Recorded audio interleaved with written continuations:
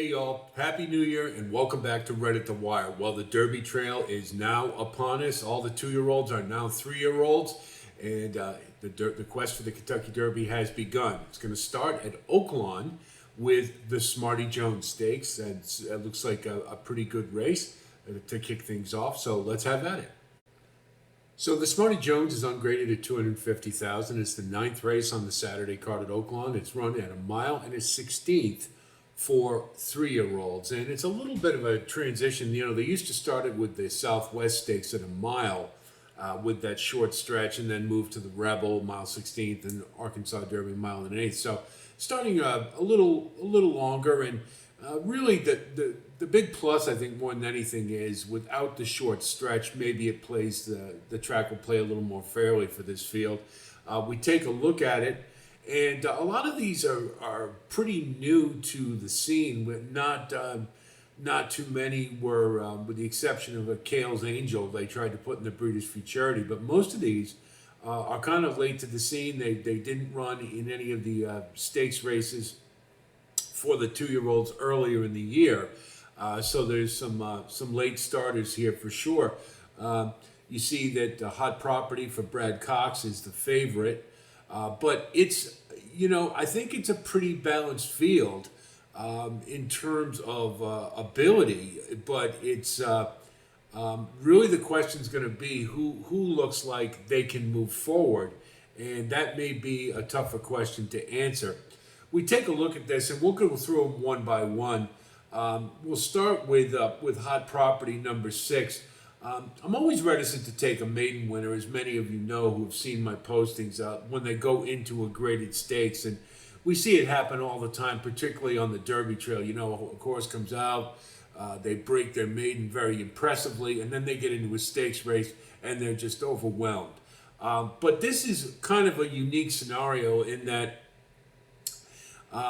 this isn't a group of all battle-tested, battle-hardened stakes competitors. So from that perspective, I think it's a little easier to trust Hot Property. Didn't really run against a whole lot in the maiden debut, but wasn't challenged, went right to the lead, did what a good horse is supposed to do, and then drew off. What really impressed me more than anything else was the really strong gallop out. If you go back and watch it, as Brad Cox quite often does with his horses, particularly the maidens and the early ones, he wants them to get the extra work out of the race. And clearly, setting the fractions as soft as Hot Property did, really probably didn't get as thorough a workout as he wanted in that race. So they sent him hard on the gallop out, and I really liked what I saw. This is a horse who's definitely going to want more ground for sure. And, the pedigree screams 2 turns. And the one question I do have a little bit is Brad Cox is kind of cold at Oaklawn. I mean, we know what we can do, and especially having, Flavian Pratt aboard certainly would answer a lot of questions. And, after the year that Flavian Pratt did have in 2024, being in any type of stakes races, you'd certainly have to upgrade the horse. Looking at this one, I think there's a lot of things that are favorable. Most notably is that he is the lone speed. Not always easy to win on the front end at Oaklawn.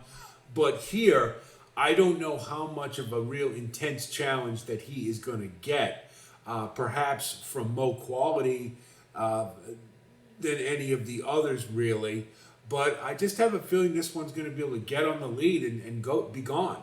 And particularly since there are some distance limitations with quite a few of these. And again, that gallop out I just really liked. And, a couple years ago at Oaklawn, that's how I got an Angel of Empire. We just gallop out, and the Smarty Jones was really smart.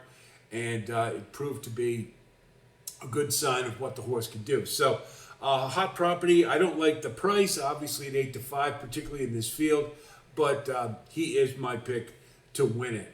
Now we take a look at some of the horses who will be rating. Number 1, Kale's Angel. I've certainly put it all together in the Advent for a couple of disappointing efforts on the turf, but I got to tell you, I really did not like the gallop out at all. after that race, and it was a short one. That's true, and they do have to burn it up a little quicker. They don't, you don't get the same breather like you do in a two-turn race. But I just didn't like it. Just looked like that horse was really all in at 5.5 furlongs, and moving up to two turns now really makes me question it. Whether or not Kale's Angel's going to be up for it. Pedigree's pretty questionable for two turns. That's another problem. And moreover, the big Brisnet number, which was significantly higher than anything he had run before. Granted, it was at 5.5 furlongs as opposed to a two-turn effort. But I have a sneaky feeling that a bounce is kind of likely. In a 2-1, I really just don't like Kale's Angel. Can certainly see maybe using him underneath, but I just have a feeling that everything looks like it's wrong scenario-wise for Kale's Angel. Number 2, Hot Gunner. He was marginal in the stakes at Remington Park, and it just doesn't really look like he's improving at all. So I'm going to let him go. He's a closer, 20-1. He's not fast enough. Just doesn't fit the profile of a horse who would win this race. Back to some of the pace presses. Number 3, Optical.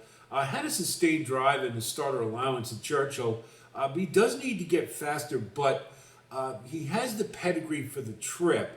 And I think he's going to keep going when some of these other ones are going to be backing up. And if he can take a step forward at 12-1, you're getting a pretty good price or anything near there. So I think Optical is certainly a player in here and one to consider. Then we'll take a look at Mo Quality, number 5. This is another one with really suspect pedigree, being by Motown, especially for two turns. He had a driving win for the Diploma the last time, holding off Seaview, who's a nice horse for Brad Cox. But Seaview stumbled out of the gate and basically had to hustle all the way around to catch and still nearly pulled it off. Mo Quality had the benefit of breaking well, was right where he needed to be, and he did drive off impressively. But I don't, Seaview was going to win that race with a better break, it appeared, from what I saw. I think he's got enough talent to factor in this race, but I really just have a pretty strong suspicion that he's going to come up short at this distance. So Mo Quality, to me, more one to use for underneath. And again, I'm really not that thrilled with him as a prospect. For the coach, number 4, Bon Temps. You never know with the coach. He's having a pretty good meet at Oaklawn. He usually does. He stumbled at the start, but in his last one, but he did gradually make up ground and was an improvement over his debut. So, another step forward is certainly possible. Bravazzo was a hard knocker of a horse, and Wayne Lucas trained him too. And he had a lot of success at two turns, so the stretch out should be very welcome to Bon Temps. Certainly needs to get faster, but I do like the fact he had a pretty smart work a week after his last race. And, usually they give him 2 weeks. The coach threw him in right afterwards, and I think that's a pretty good sign that this horse is continuing to move forward. He's seeing some. The coach is seeing some things that he likes from Bon Temps. And at 30-1, you're getting a nice price. I think he'd have to get a lot faster to win this race. But again, one that should keep going, and I like underneath at 30-1 especially. Number 7, Curvino. He's another for Peter Miller. Incidentally, Peter Miller, has trained in the past predominantly in California, where he was always known for his sprinters, not his routers. And so that's when I see Peter Miller horses, I don't think two turns right away. And when you see them moving to two turns, it's not necessarily the best case scenario for Peter Miller. However, he's hot at Oaklawn right now. He's 5 out of 6 in the money with 3 wins. Curvino put it all together in the maiden claim for $100,000 last time. It was a determined effort, but if you look at the body of his work completely, he really doesn't look like a horse who's improving very much. The one thing I did like, and I always like to see, is he was more forwardly placed than he had been, and that was ultimately the difference in how he won the race. So sometimes that is a hint that a horse might be getting better, but his speed figures have been consistently subpar in comparison to some of those others here. I don't think the mud was really that much of a help. He was just more engaged, and I think that was really the difference. He's got some decent back class. He's running against the likes of Journalism and Mackenzie Street, but under looks like the ceiling. And what I really didn't like more than anything was the tab. He had two works within 2 days of each other, so obviously that first 5 furlong work, Peter Miller didn't like it, so they ran him right back. And now he hasn't had a work in